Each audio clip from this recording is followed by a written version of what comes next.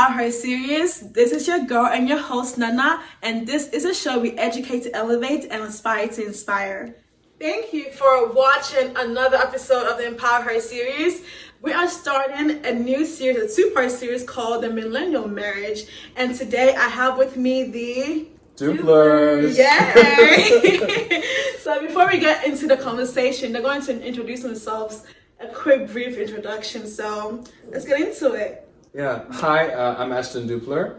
I live here in Dayton, Ohio. I've been here for the past 4 years. After undergrad, I'm a pastor in the area, and I really enjoy disc golfing and hanging out with people. Hi, my name's Casey. I live in Dayton as well. When I graduated from college, I became a nurse, and I work at Dayton Children's Hospital. And Ashton and I have almost been married for 2 years now. Mm-hmm. Okay, so you guys are fresh and then Yes. still like a newlywed thing. Yes. Right. Okay. Yes, for sure. Yes. Okay, so to start the conversation, like, can you tell us about your love story? How did you guys meet? Why did you, become a couple? Yeah, so we knew each other for quite a while before we started dating or even like view each other romantically. We went to the same church. Like I started going there before he did, but he started going like high school time frame. And it was cool because like he knew my parents already. Like I knew his family. I even like taught his sister in Sunday school before we even like saw each other as anything romantic. But I guess like I say like the romantic things started or whatever, or love interest, started like right before I went to college. I was like running at a park, and when I was running, I was like not wearing makeup or anything and didn't have my glasses on or whatever. And I was like, oh great, like there's a cute guy like running up to me, and like I look like not great because I'm running and I'm not in shape, all this stuff. And then as like they got closer, I was like, oh, it's Ashton. And then I was like, oh my gosh, I just thought Ashton was cute. Like, no way. This is what? And so we like talked whatever, and then like, I went home to my sisters and I told them, I was like, you guys are into Ashton at the park, and like I thought he was cute, LOL. We were just like laughing, and it was so funny. And then like fast forward like 6 months later, we were at like a Christmas party at the church together. And while we were there, a friend of mine who's like older than me, but like I really like, she's like a mentor and whatnot. She was like, Casey, like the kind of guy you need to look for is someone like Ashton. Like that's the kind of guy that like you'll want to marry. This is the kind of person that's like that's a godly man. Like those kinds of characteristics are what you'll want. And he was there, and I was like Like right there, like five feet away, right there. Really? Yes. For real, And I was Oh my God. like talking about pressure. And so I was like, no, like I would never date him. I would never marry him. Why would you even suggest that? Oh my gosh. And like, I know. Yeah. Now I'm like, that was really fun. Never recovered. Not Cried nice. for weeks. Not really. But I really didn't know I was interested in you until, this is typical guy stuff, where you're like, until like a woman tells you no, you don't know how much you want it. It's like, you were like, no, you can't have me. And I was like, oh, what? Yes, I can. And so, right. Like I was offended. And so I think that I really, because I had crushed on everybody else. Like and so it was just super funny because I had a serious glow up in the last year and Lord knew I needed it. I mean, the Lord knew. Like a bowl cut? It was, okay, we don't have to talk about it. It's on Facebook. People can look it up. I'll show you. No one needs to know. Yeah. But that's how, and we kind of started talking to each other. Yeah. Got each other's Snapchat back when that was the thing. And we tried to set our siblings up who are about the same age, and they were not having it. But then, we found ourselves on a half date. And I poured my heart out to you, and you said, maybe let me think about it. And then a couple awkward steps later, we were dating.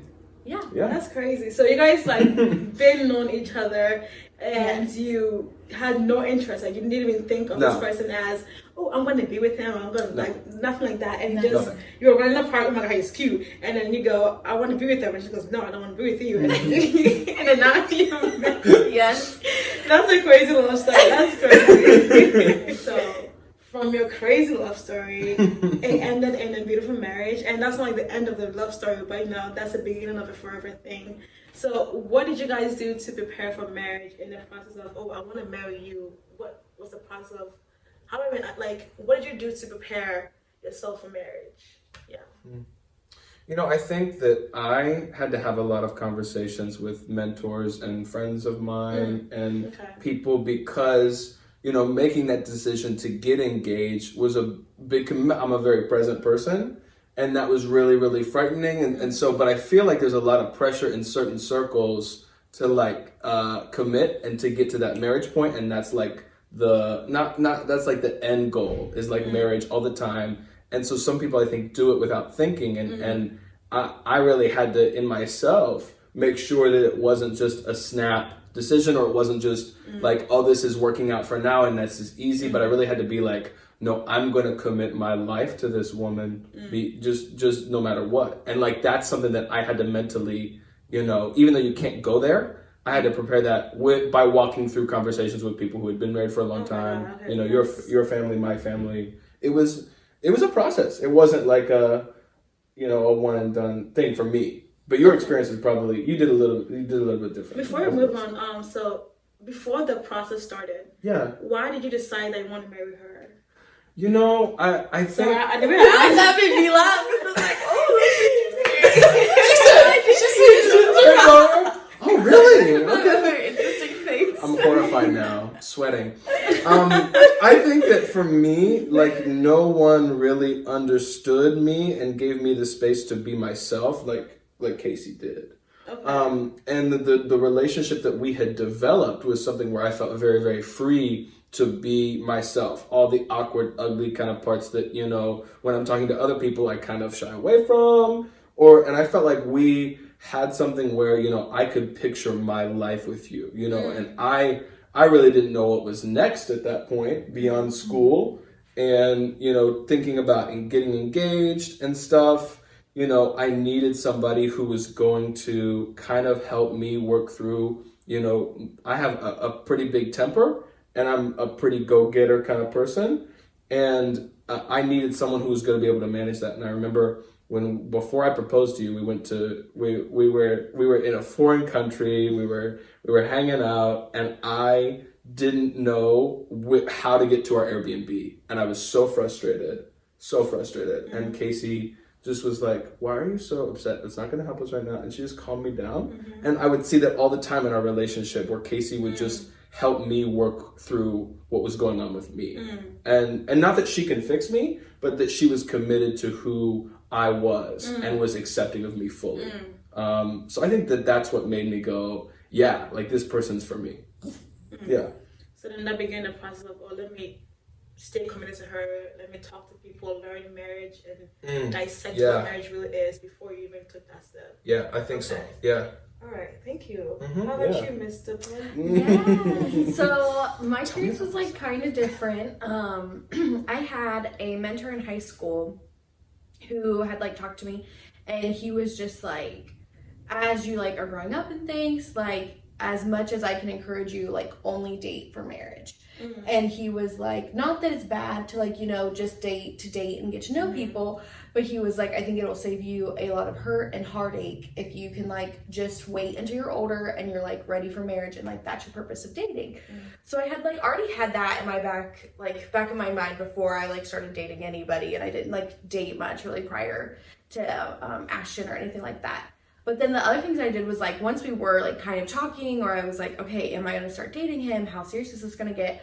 I'm like kind of corny, but I made like a list of standards of like, what every girl things? has a list of standards. I was the like, top 10, top 5, top 15. It's normal, girl. So I was like, okay, what? And I actually met with a friend because she was like thinking about like a guy as well. And so I was like, let's just like make a list of things that like, what do we want from a relationship? What do we want from a husband? And like pray about it and make sure that like these aren't like superficial things, but these are things that like God will bless and like give us, because like we're asking that of him and he wants what's best for us as well. And so like I made that list with like him in mind, but also like my future in mind, like what I kind of wanted it to look like.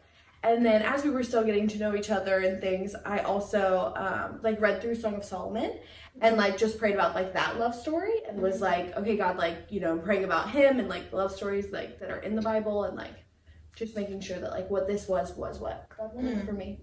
So. Okay. So what made you decide you want to marry him? Yeah, so I mean, I would say the biggest thing was like the list of standards. It was actually match every box and check pretty everything. Close. Pretty close. So that was not all. No, I don't know what was the one thing that was like, but it was silly. You know, you have to know. I can't remember. I found the list. I think I might have it somewhere, but I found it after my bachelorette party with my sister, and then she has a video of me like reading them and like crying because I was like, oh my gosh, like this is like who he is, and like when I made it, like I didn't know all those little things or how it would work out or what that meant. But like, I mean, the most important things to me were like, I really cared about like somebody that was like good with kids because I was like, I want to have kids, and like good with my family, and like good relationship with his family. I was like, that's important to me, and like good relationship with God, like all those kinds of things, and they've just like all come true like throughout the years. And I think too, like it's been helpful as like I've seen my other friends date and like their own relationships, and me just be like, oh yeah, like those are great guys, but like none of them are Ashton. Was like what I'll tell my one friend. I'm like, these are all great guys, but like I want you to find an Ashton is what I'll tell her, and she'll like laugh, but I'm like, no, but seriously, like I don't know, that's crazy. So listening to both of y'all talk about the process and deciding to choose each other, one thing that is very crucial to me that I heard was you guys had a relationship with God. You included him in the process and decided why I want to be with this person. Like you prayed about it, had mentors, you had a list and talking to God. So it wasn't just like, oh, this is what the world is saying for me to follow. You followed what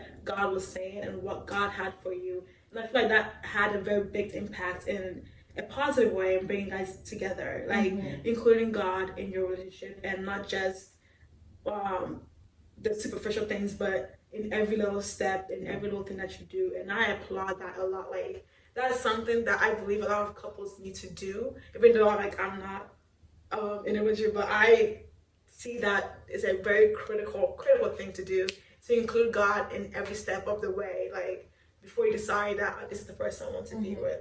So I applaud that. Oh, thank you. You're welcome. Yeah. So as a married couple now, what boundaries have you set for yourselves? Like from other people, and within yourselves, from anything, what boundaries do you have as a couple? So I think that primarily, like, the trust that we have is the most important thing. So like, letting her know who I'm talking to and what's going on just allows her to feel like that we have a life together and there's not this separate part of my life, because a lot of times we are apart and we do have our separate lives even though we're married. But as long as we can establish, you know, these are the things that I'm doing, you know, and I think for us, you know, boundaries have always included just being mindful of like, is this what you want to do? Is this what's good for you? You know, and that exists in every area, is like just being mindful of the other person first. Because I think that you know, it's really easy to try to manipulate a person or partner, or it's really easy to, when I'm talking to someone, to be like, oh, Casey doesn't need to know that. Or, oh, you know, I don't want to talk about that because that'll make her feel jealous, or that'll make her feel, but really it's a check on me to make sure that I'm, you know, I'm not caught slipping. I'm not, you know, off doing something that I shouldn't be. It's about transparency. So I think that like that establishes a lot of our boundaries. It's not like what we can't do. It's that like we're fostering a trust that then like allows us to do more together and to be more, whether we're separate or we're in the same space. I feel like that ties in a lot with respect as well. You respect her and her decisions and what she wants from you. So that's, for example, a girl comes to you, oh my god, Ashley is so cute. You can let her know, oh, this girl, blah, blah, blah. Right. And that like shows your respect for her. You're not gonna step out to disrespect her in any type of way. And you're also building on your trust to know that no matter what, I know Ashton, or no matter what, I know Casey is not gonna step out on me. And I love that. What do you have to add on to that? Like, there's trust that you guys are building. Yeah. I was just gonna say too, like I've never been like when I do get like I think all girls like have feelings of like jealousy or like feelings of like concern, like, oh, is this person gonna like leave me for this or this or this? But I would say even like within like our like prior to marriage, like things that we did through our like relationship like helped shape that. Like Ashton has always been like very like against people like breaking up for no reason. Like he was always very much so like, you can't break up with someone or you shouldn't break up with someone unless there's like a problem in that relationship. And so like that's always helped me as well, because I've always been like, oh, I know, like because he didn't leave me for someone better when we were dating, like he's not gonna leave me for someone better when we're like married, you know? And so I think that's like crossed over and like helped like reassure those like feelings that of course pop up. Like I don't know anybody that does a lot of like podcasts and sermons, and they talk about like girls, we need security for like our feelings, because our feelings go AWOL, our feelings are crazy, they're unstable. So once your guy can give you security that, oh, even though you're feeling this way, trust me, is not that way, I'm still here, we're still together. So that sense of security that he was able to offer you and give you has kept you sane, basically. And I think that when it comes to boundaries, I've heard a lot of people being like, you know, oh, don't ever be in a room with a woman alone, blah, da, da, da. And I think that what's more important is again, like letting her know, like what I'm doing, like all the time. And you have access to my phone, you have access to, so like those, like, because we are married now, I think our boundaries with each other have decreased so that we kind of have a really, as much as we can, completely transparent life. And that allows us to feel like, you know, there's not going to be this space and time where you're going to get away with someone or I'm going to get away with someone. And I know we're focusing a lot on that, but that's, I think, what the biggest deal is how do we make sure that whenever we're together, we're fully committed to each other, you know, and protecting that kind of, whether that's through consent or whether that's through, you know, just being open and honest. We have to defend and foster that. So is it transparency, the trust, respect, and just security within each other that's keeping you all together in a safe little cocoon? Like, I love that. So you guys seem to be, you know how like the couple always comes to social media and is happiness, we're good, and like everything is in la la land, you know, but behind closed doors there's some things that's not, you know, beautiful. So do you think in that sense, like, is marriage hard? Why and why not? I think marriage is not as hard as everyone told us it would be. Interesting. You go deep in this one. I think, like, I don't know, like, we'll talk to, like, other married couples a lot, and, like, they'll express things, and I'll be like, oh, yeah, like, we've struggled with that. Right. But, like, thankfully for us, it's been like, oh, we had 2 weeks of conversations about it, and like it got better and it was fine. And like I don't know, like in a lot of ways, like people would always tell us before we got married, like, marriage is really hard, you gotta take it very seriously, it's very hard, you have to take it very seriously. And I just kept, like, even going up to marriage, I was like, but what, like, why is it so hard? Like, no one could tell us, like, why is it so hard? Like, I just need to know, because I was like, I want to be prepared, I want to make sure this is like a great decision, like, what's so hard about being married?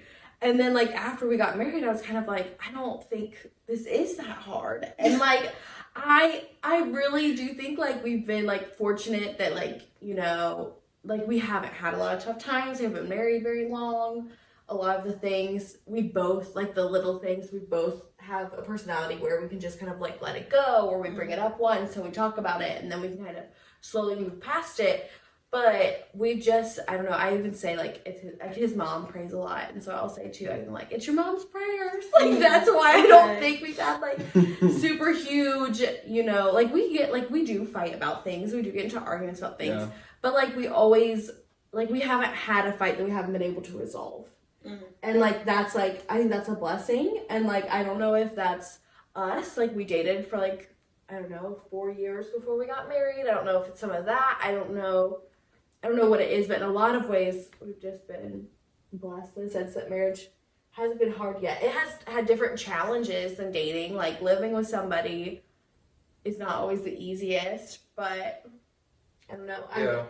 We've been able to get a little hurdles. Maybe I'm just like, I just have this thing that I harp on all the time, where I'm like, everyone should just be transparent and honest and vulnerable, and that's all I say. But like, I mean, I feel that like there is no one I'm more honest with than you. And so I've got my buddies, I've got people who are married and not married and are in relationships and not. And if I talk a bunch about how you just, you make me so upset and you do this and you do that, and I never bring that up to you, that fosters this sense of, and that's the tiny stuff. So when we make decisions about, you know, where we're gonna live next and when we're gonna buy this and that and money and children and that kind of stuff, if I don't know how to deal with conflict with you, you know, when, you know, you schedule something without talking to me or I do something without telling you, then we're not even prepared for. Right. So we haven't really faced anything like massive quite yet. But I think that like the fact that you sacrificed, you did not want to come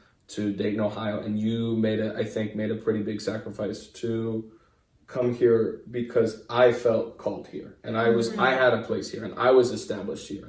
And so, you know, and there's going to be sacrifices that I'm going to have to make too. And as long as we're open about how we're feeling about that, you know, that doesn't mean that like, just because I'm open and honest doesn't mean I get my way or I expect you to change either.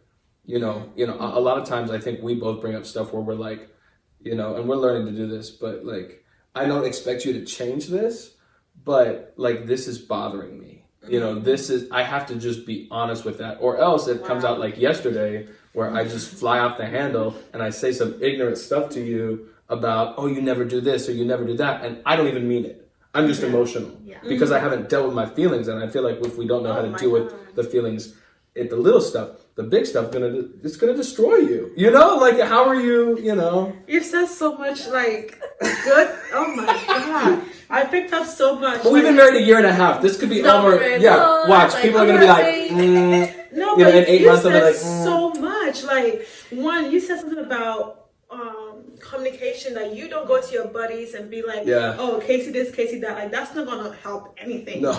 But instead of doing that, you come to her about what she's doing. That helps with, like, resolving the issue. And I just love it. I love how transparent you are with each other, and like you have emotional intelligence. That's what I'm sensing here as well. That you don't foster in your emotions a lot, because at that moment it's more of like, this is how I'm feeling, but it's going to change. You don't rely on your emotions. Like, she can make you so mad, but that's not going to be the reason why you're going to divorce her or anything back. It's just at that moment, it's what I'm feeling, and you are able to like communicate that with her. And you said she also sacrificed for you. Love is a sacrifice. The fact that she was able to submit enough to you and let you lead as a man and come to you as like, oh, let's make this move because this is what you feel called to, and I'm going to trust that you're going to lead me to the right place. That is beautiful. That is rare. That is like a diamond. Like, I don't know if you get what I'm trying to say. Like, not everyone's going to sacrifice that for you, and not everyone's going to trust their partner to lead them like that, as Christ told us to, like, oh, you know, lead your wife, you know, all that stuff. Like, you were able to submit yourself under his leadership, and that is beautiful. Now you're here living in God's will. Like, and the crazy thing about leadership with Christ is Christ's leadership was all about sacrifice. And I think that like sometimes we talk about being the bigger man, and that oftentimes gets translated into just burying stuff that you feel and that you think, and then, you know, somebody comes along and expresses the things that you haven't even been able to express to yourself. And that's what I think that opens the door to cheating. I mean, the biggest threat to our relationship, and I'm you know, not afraid to talk about this, was when I didn't talk to you about something that made me feel insecure, and then some other girl came in the situation, and I had this big thing where she was responding to something that I hadn't talked to you about. You didn't even give her the chance to even respond. Right. So it's just kind of like, you know, being the bigger man isn't shutting up about it and burying your emotions. It's making the sacrifice to say, you know, even though you make me feel like this, I'm going to respond to you and talk to you about it, and be willing to be like, even though you don't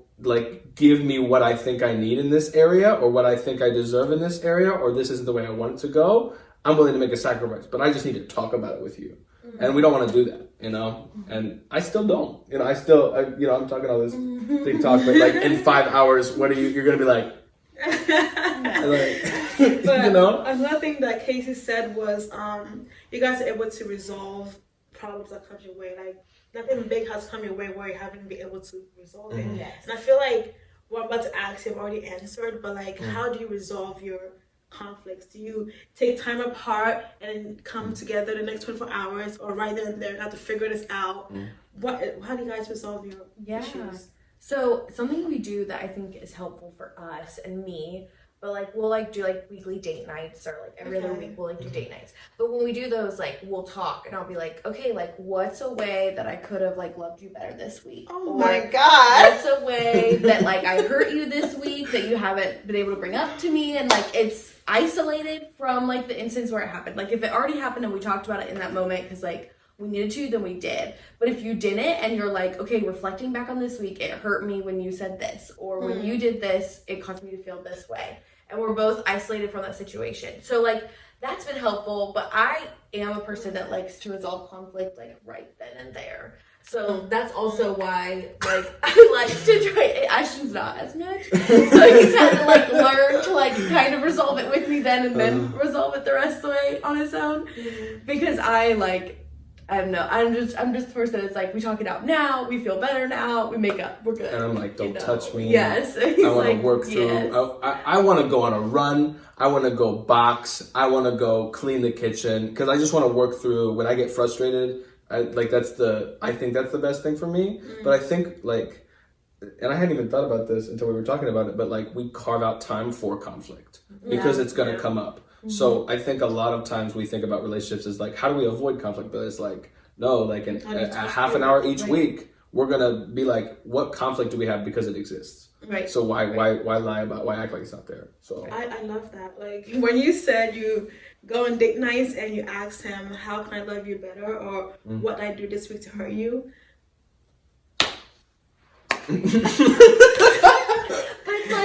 But that's what I want to do. Like I want our marriage to be like me constantly like loving him more and loving him better, and like I'm not gonna know unless I ask. Like I'm not gonna know, you know, like my love languages are different than his love languages, you know? What are yours? So mine are like quality time and gifts. Okay. And yours? mine are like the ones for like people who are full of themselves. So they're words of affirmation. Yes. And then you gotta have the man one, which is physical touch. Bro, I only respond to physical touch, you know. Okay. And, so how do you play to each other's strengths in that way then? Like yours is quality time and gifts. So do you just spend time with her and get her sweet, thoughtful gifts to like, you know, make her feel loved? I try to surprise her. I mean, I'm an absolute failure at it because I don't know how to buy things. I'm terrible. We don't have to get into it, but I'm terrible. No.